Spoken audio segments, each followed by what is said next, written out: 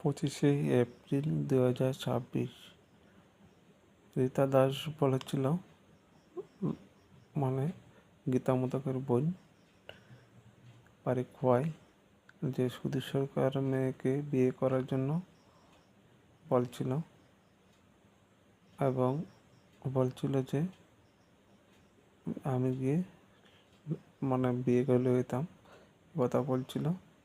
তার জন্য আমি প্রশাসনের আবেদন করছি, তারা আবার ওই কথা বলার চেষ্টা করছে। তার জন্য প্রশাসন যেন তাদের বিরুদ্ধে আইনত ব্যবস্থা নেয়, রীতা দাসের বিরুদ্ধে।